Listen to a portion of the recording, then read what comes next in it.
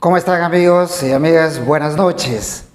Una vez más nos encontramos a través de Red Set, la red cultural, para llevar a cabo uno de los programas más de cultura. En esta oportunidad tenemos como invitado especial al profesor Víctor Gregorio Torres Pairazamán. Buenas noches, profesor. Buenas noches, bienvenido. profesor José. Buenas noches, estimados oyentes, participantes en este evento.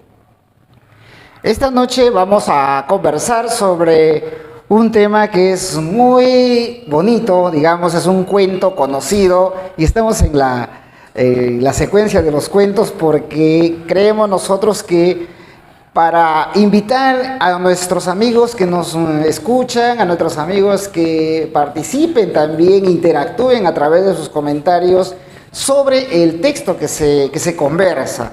Sobre el texto que en esta oportunidad vamos a trabajar esta noche es Los gallinazos sin plumas del autor peruano Julio Ramón Ribeiro. Profesor, adelante.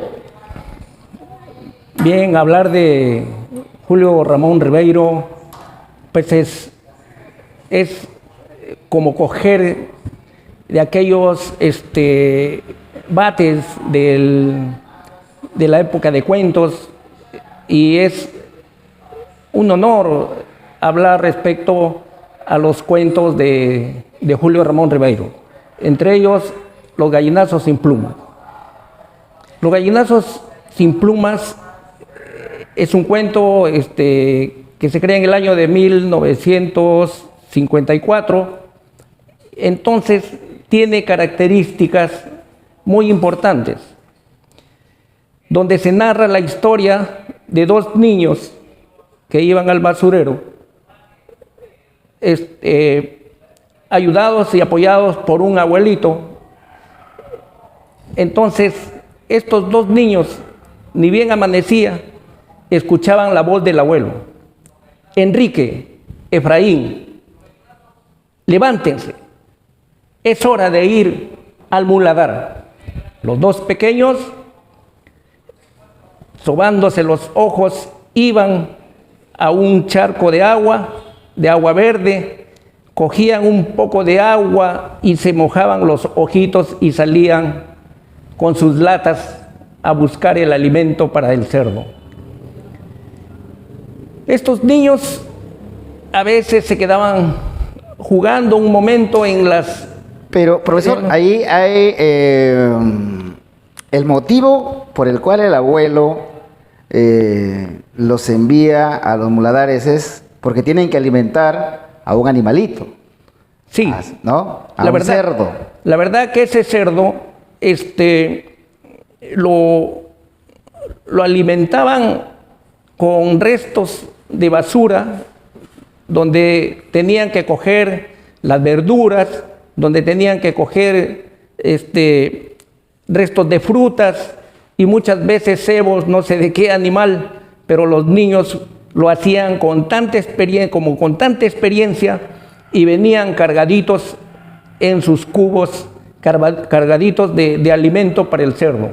El abuelo se alegraba, el abuelo se sentía feliz y les daba su pancito con su tecito, muy contento porque decía que Pascual, como se llamaba el cerdo, iba a seguir engordando.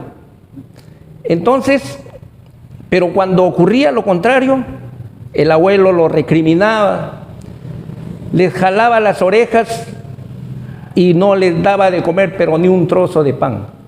Los niños muy tristes, muchas veces en el camino tenían que, en las largas calles de la Lima tradicional, iban volteando las bolsas, los cubos de basura, y de ahí iban recogiendo todos los desperdicios para que puedan completar su cubo y poder llevarle al cerdo.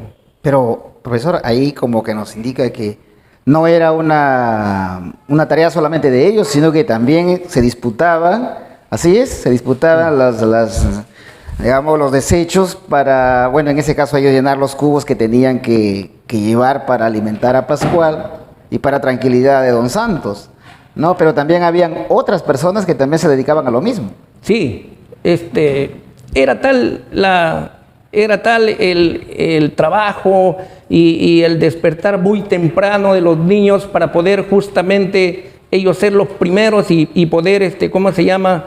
Recolectar esos frutos, esas verduras, esos restos que son necesarios para poder alimentar a Pascualito.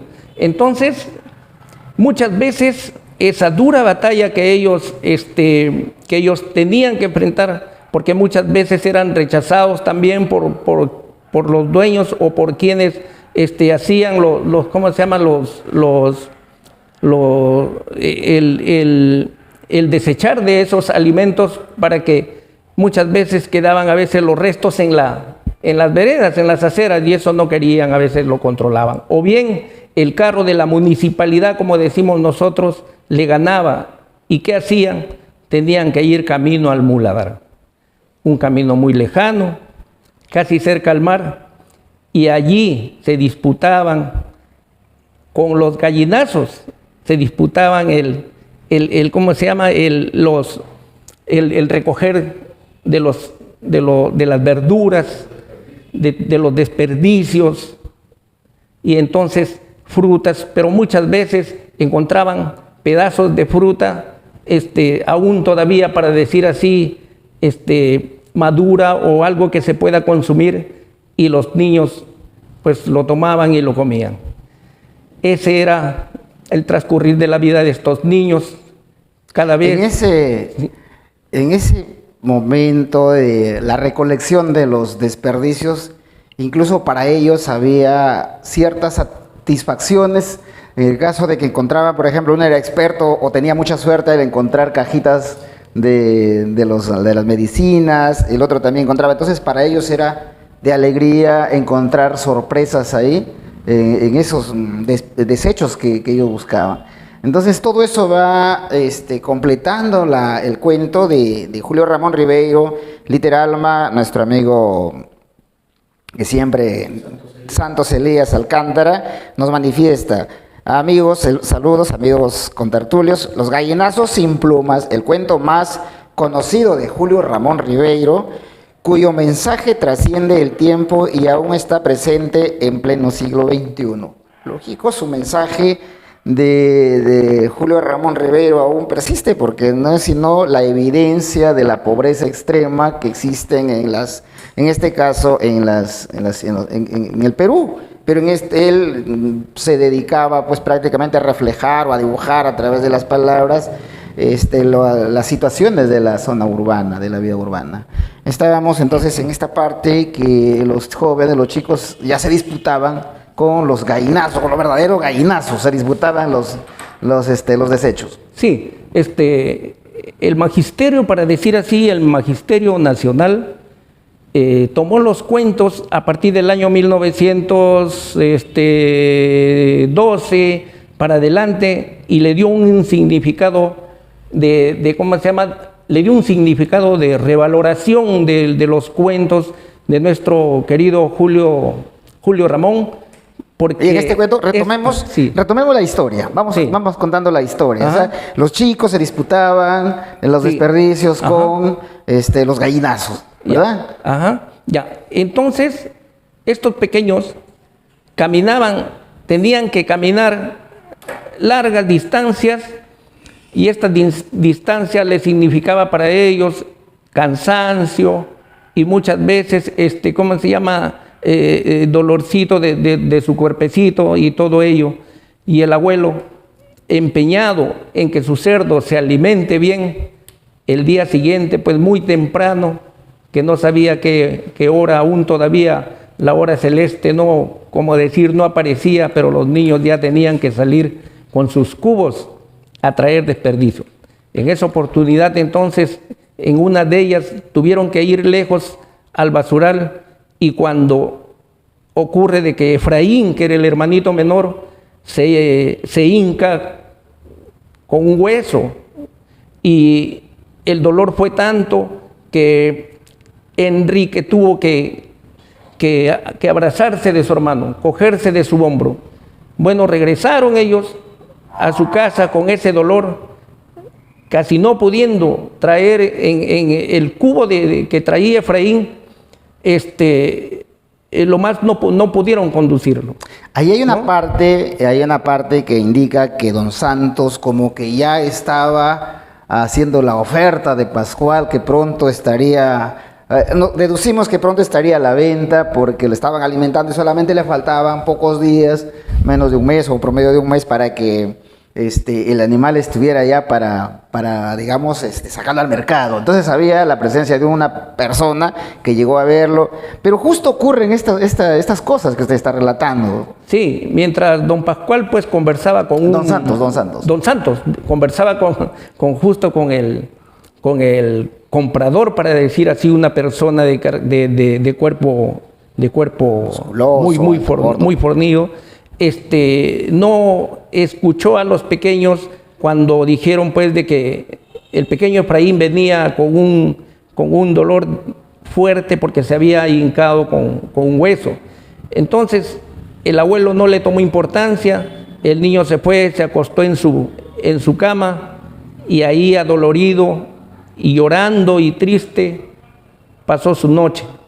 Al día siguiente, que él pidió para que vayan nuevamente a traer los alimentos, Efraín no podía caminar, estaba con el pie hinchado y entonces cuando le comunicaron al abuelito que no podía ir Efraín, se molestó demasiado. Dijo: los enfermos que se queden en la cama, quédate ahí, Aragán. Y su hermanito mayor, Enrique, cogió 2 cubos o 2 latas y fue al muladar. Vino cansadito, pero llegó con sus 2 cubos de alimentos. Profesor, allí parece recordar, a ver, también nos podrían ayudar nuestros amigos que nos están viendo. Pedro, ¿quién era Pedro? Pedro. Pedro, ¿qué lo trae? Porque sí. Cuando ya Efraín se lastima, aparece, o ya está ahí Pedro. Claro, aparece Pedro. Pedro era un perrito. Un perrito, aparece como una especie de un aporte, de un soporte para ellos. Entonces lo sigue y al verlo, pues el abuelito lo rechaza, ¿no? Como que ese perrito no debe estar acá porque ¿quién le va de comer?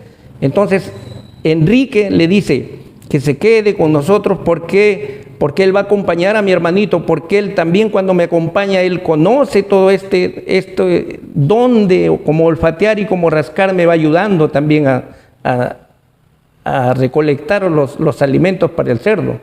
No, que se vaya, le dijo el abuelo, y él le dice: no, si él se va, yo también me voy, que se quede cuidando a mi hermanito. Entonces el abuelo, con ese compromiso de que él le iba a dar de sus alimentos, Va a entender, si el perro se va, yo también me voy. Yo también me voy. Entonces el abuelo piensa, no dice nada, algo molesto, pero como que termina consintiendo que el animalito se quede y que quien le va a dar de sus alimentos es Enrique. Sí. No quiero interrumpirle, continuamos con la historia, Claro. para luego hacer un comentario. Claro, y así el perrito se quedó en esa oportunidad con Efraín. Cuando el niño iba en esas idas y vueltas que iba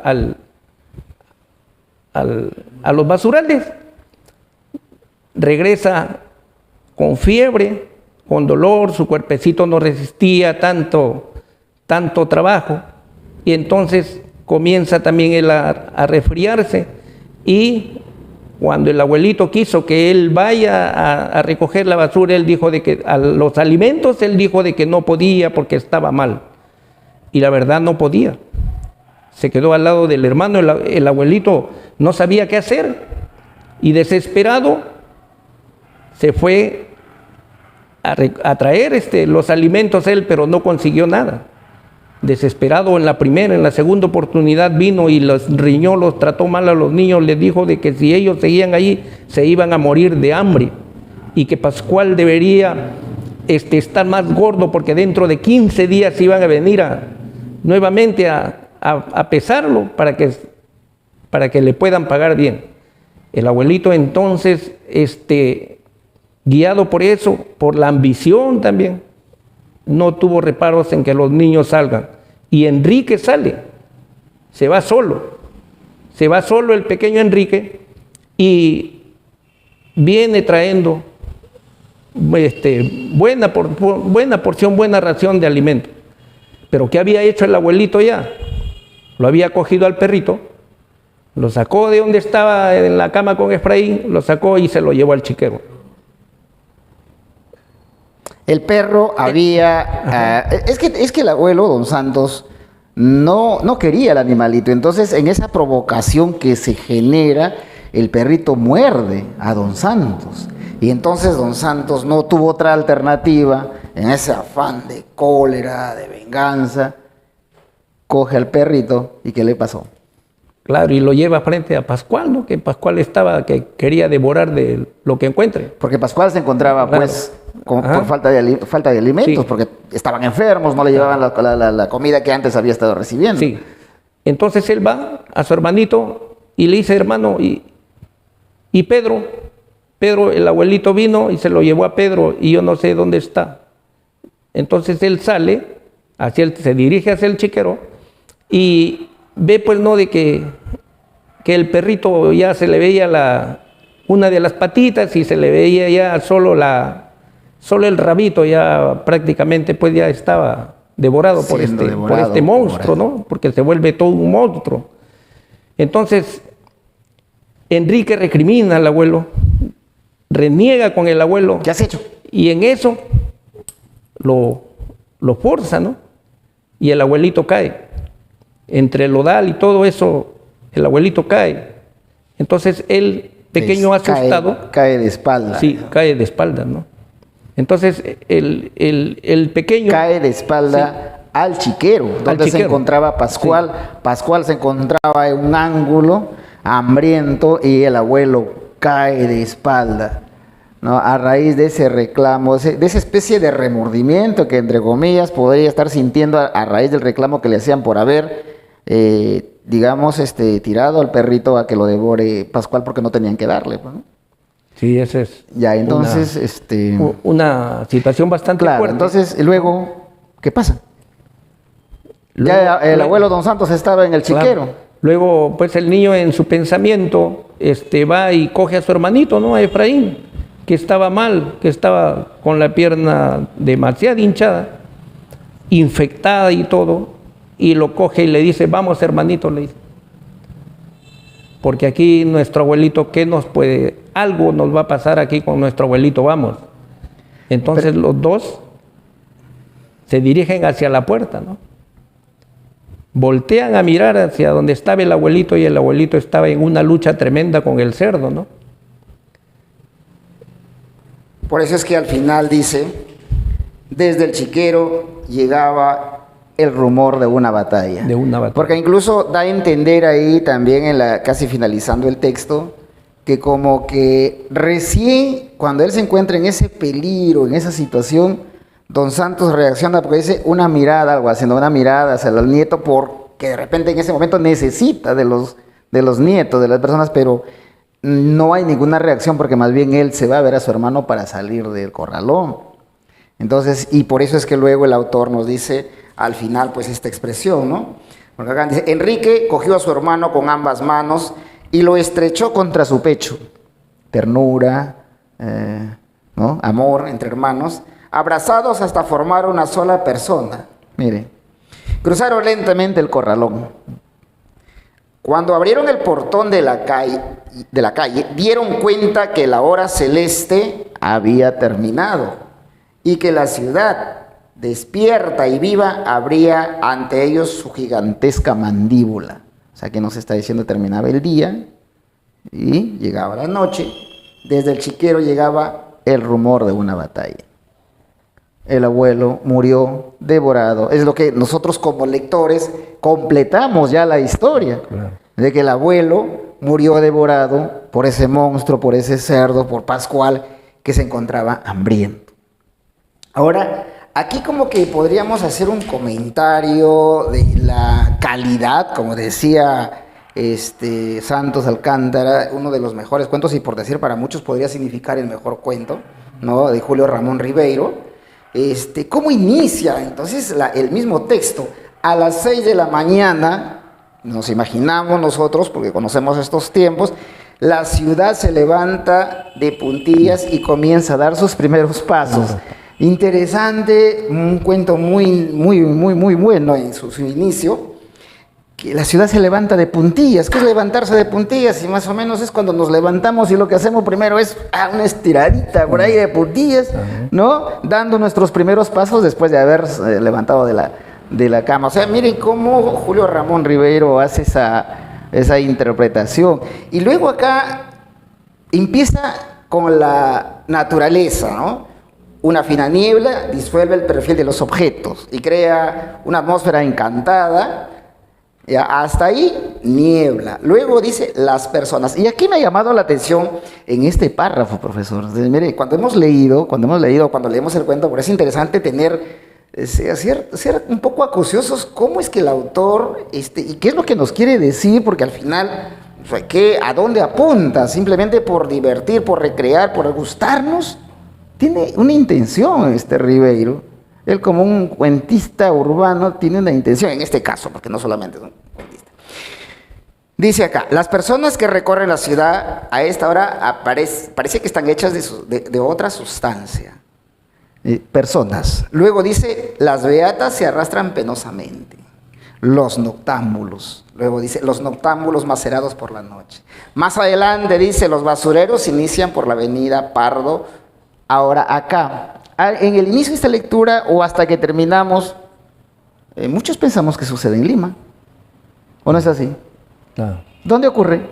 En Lima. Hay un dato, hay un solo dato que nos da. Dice la avenida Pardo. Y luego ya, no sé, no conocemos Lima o los lectores no conocen Lima, pero ya, bueno, hemos escuchado por la noticia, de repente por los mapas, qué sé yo, la avenida Pardo, Lima. Entonces, ¿dónde supuestamente están ocurriendo estos hechos? En Lima, pero no Lima zona urbana, sino dentro de los suburbios. Porque incluso acá nos está diciendo, nos habla de corralones, no siquiera nos habla de casas. De casas, sí. De corralones, el portón del corralón, cómo vivía esa gente. O sea, ¿qué nos está demostrando acá este autor cuando nos habla de tantas carencias de esta persona, de esta familia, y que hay una serie de subtemas que podríamos de repente también ayudarnos acá? Claro, Julio Ramón Ribeiro es la expresión de, o sea, como decimos, él como que toma estos temas para darnos a conocer, bueno, la pobreza, ¿no?, de las familias, ¿no? Y que había una familia pobre y que como había había gente pues adinerada. Y si nosotros queremos hacer la comparación, pues los niños eran el pueblo, ¿no?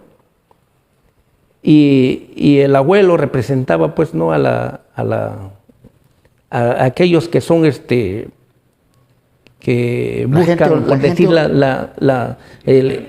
como una especie de un capitalismo, ¿no?, que devora, ¿no? Y a las finales, pues bueno, apuntalaba hacia el pueblo una especie de ¿cómo se llama?, de como que tomar de las cosas que suceden en los barrios pobres y todo eso para... Claro, por eso le decía en la parte inicial, cuando mencionaba que he tomado me he dado la curiosidad y los conté, habla de nueve, digamos, vamos a llamarle así en sustantivos, de las personas, de las beatas, de los noctámbulos, los basureros, que es las personas que hacen limpieza, los canillitas, los obreros, las sirvientas, los policías. Un estatus social, sí, no tan... Miren cómo desde ahí empieza evidenciando que va a hablarnos de algo que no es tan rico. Hablamos en el aspecto del estatus social, ¿no? Y finalmente dice, aparecen los gallinazos sin plumas. Los gallinazos sin plumas que no son en este cuento, sino los dos niños que pues se disputan con los gallinazos reales emplumados, los gallinazos negros. Entonces, los desperdicios. Ahora, el abuelo también dentro de este aspecto es uno de los temas que últimamente se está dando mucha importancia, el abuso contra los niños, por ejemplo, la violencia. La violencia. Porque ahí no se habla de los padres, no menciona nada de los padres. La explotación infantil, que eso no es nada nuevo, por ejemplo, ¿no? Sí, es. Eso es lo que se está bien. Sí. Y aquí hay una cosa, profesor, ese cerdo, ¿cómo era? ¿Se acuerda cómo era ese cerdo? O sea, dejaba los desperdicios o los comía. ¿Qué recordamos? ¿Todo lo que le daban? Todo lo que le daban, todo lo comía. Todo lo comía. Entonces, si comenzamos a hilvanar a Don Santos, Efraín, Enrique, a otros casos también, porque no eran los únicos, pobreza, necesidad, ¿verdad? No, hambre, esa voracidad de Pascual, el hambre representado en un animal que devora, que espera. Sí, claro, por eso como una especie, ¿no?, de que Julio Ramón quiere como ser la voz, ¿no?, de ese pueblo pobre, de ese mundo, por decir, de estos niños que representan la miseria, ¿no? Julio Ramón Ribeiro fue la voz, por eso ahí está también, ¿cómo se llama?, contemplado dentro del cuento, dentro del cuento la palabra del mudo, ¿no? Porque está, ¿cómo se llama?, también, que expresa todo ese en el libro, la palabra del mudo. En el libro, la palabra del mudo, ¿no? Es ¿no? Prácticamente la temática, es muy similar a representar. Por eso nos dice pues que Julio Ramón Ribeiro representa el mundo urbano, pero con sus características que él siempre se inclinaba, a pesar de que era una clase social, él no ha sido una clase social pobre, él, no de clase media, pero ¿cómo es que se inclinó por estos temas, por reflejar temas y tan bien dichos? Porque aquí a través de los gallinazos sin pluma, pues los niños, que para cualquiera puede ser, oh sorpresa, mira cómo es que en dos niños y contrasta con los animalitos, con los gallinazos que se encuentran en los basureros, y refleja ciertamente un problema, pues, que un problema que no termina, que hasta ahora existe. Existe. Julio Ramón cogía esta temática, parece que él su vida estuvo también ligado un poco a lo que es los arrabales de Comas, ¿no? O sea, en esas pampas, todo eso, donde él apreciaba, veía todas esas situaciones, casos sociales que había, ¿no? Entonces, porque sus padres, principalmente sus abuelos, fueron de ¿cómo se llama?, de una clase pues adinerada. Entonces, ya los papás también en una economía muy fortalecida, para decir, pero ya Julio Ramón Ribeiro es un posicionario de la clase media. Claro, ¿no? Incluso, profesor, el perrito no era un perrito gordo, era un perrito flaco, escuálido, sarnoso. ¿Y quién lo lleva? Lo lleva un niño que también tenía tantas carencias, pero mire allí el afecto, el amor, el cariño que normalmente se muestra, se nota aquí por este niño que es Efraín, ¿no? Dice, no le hagas nada, abuelito, le daré yo de mi comida. Dice, o sea, realmente la del pobre, pues así llamémoslo, pues, no como ironía, sino como una cuestión de sorpresa, de que dentro de lo poquito que tienes, compartes. Cosa que a veces los ricos no hacen. Tienen y quieren más y no comparten. Y después, mire cómo. Entonces, dice, lo levantó contra su pecho y huyó hacia la puerta. No le hagas nada, abuelito, le daré yo de mi comida. Don Santos, la autoridad, el abusivo, se acercó hundiendo su pierna de palo en el lodo. Nada de perros aquí.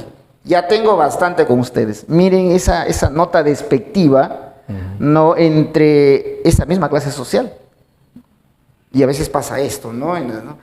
Ya, Enrique abrió la puerta de la calle, si se va él, yo también me voy. El condicionamiento, Sí, la clásica, la del ser humano, la reacción del ser humano. Un niño Un niño que ya comenzaba también, bueno, ¿no? a ejercer su derecho, su ¿no? Para protesta, decir a así, ¿no? tratar de defender su derecho. Después de ser tan lastimado. Pero se nota también que aquí pues ellos no tienen poder. No tienen poder en el sentido de que Don Santos siempre es el que está decidiendo por algo con tal de beneficiar a Pascual, no importa quién sacrifique. Y en este caso está yendo contra el derecho de 2 niños. No hablan de escuela. Y acá no hablan de escuela y ocurre, por eso los datos, como digo, entre que hasta la fecha, ¿no? Entre que me llama y dice a las 6 de la mañana, bueno, en la mañana. ¿Y en qué momento ocurrió esto? Bueno, será en verano, en invierno, en otoño, pero hay un dato por acá que me dio esa información. Dice acá, a esta hora se ve también obreros caminando hacia el tranvía, policías bostezando contra los árboles. Pues la mañana, 6 de la mañana. Y acá, canillitas morados de frío. Ahí está. Invierno. Invierno, el dato es invierno. No me da esa información, pero deduzco. Solamente me dice la avenida Pardo, pero deduzco que es Lima.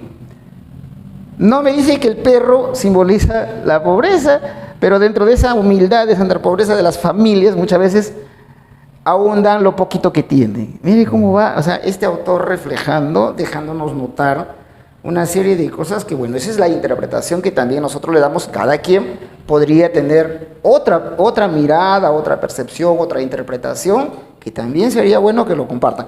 Por acá, bueno, Gloria Campos también, sus saludos. Juan Manuel Ñaño Niño, Walter Osvaldo, bien, Walter nos sigue en cada programa. Lidia Reyes, Perla Azul, excelente. Milagros Santos también lo está viendo. Marlene Cortés, saludos, maestro Lalupu. Marlene Cortés, gracias Marlene. Y nos dice, qué alegría volverlo a ver y escuchar al profesor Artemio. Bueno, mi nombre es José Artemio. Espero me recuerde. Por supuesto que lo recordamos y eso es, bueno, también reconfortante, porque compartir lo que es literatura, no venimos a dar cátedra, no venimos a hacer un análisis profundo, pero sí compartir, recordar esos viejos momentos, así como decir, recordar y vivir a través de la música, igual, con aquello que hemos leído y que nos deja recuerdos de nuestra niñez, de nuestra adolescencia, interesantísimo. Y más bien invitamos que quienes quisieran venir, pues estamos dispuestos para conversar. Es una conversación, no es una entrevista, no es un hacer caer, es dialogar sobre algo que nos va a alimentar culturalmente. Profesor, estamos en la etapa final de este programa. ¿Cuál es su percepción? Y para ir concluyéndolo. Sí, la verdad muy contento de estar en la primera experiencia. Pues hablar de Julio Ramón Ribeiro, que es toda una riqueza de literatura, para decir así, porque no únicamente escribe cuentos, sino también tiene novelas, seguir profundizando en él para poder conocer más de sus encantos, ¿no? Y uno de sus cuentos que es muy querido, muy leído, es El gallinazo sin plumas, ¿no? Y eso, como parte, lo tomamos también como una parte educativa y los maestros lo hemos llevado pues al aula, ¿no? Para decirle gracias, Julio Ramón, porque tus cuentos son verdaderamente, nos alientan, nos da una base para poder analizar muchos aspectos del campo social. Profesor, le agradecemos su participación y aún esperamos nuestros amigos se animen también a conversar con nosotros. Por nuestra parte, gracias y nuevamente nos veremos en el próximo programa, el día jueves 14. Tenemos ya una invitada, invitado especial también. Esperamos que nos acompañen y volveremos a conversar sobre temas, en esta oportunidad sobre autores peruanos estamos tocando, que también podemos tocar dependiendo del invitado, qué obra quisiera tocar, dialogar. Entonces, estamos prestos para conversar, para que nos relate, nos cuente, intervenir, interactuar. Por ejemplo, acá también ya nos están saludando, Rosa Esther Capristán, Mariana García.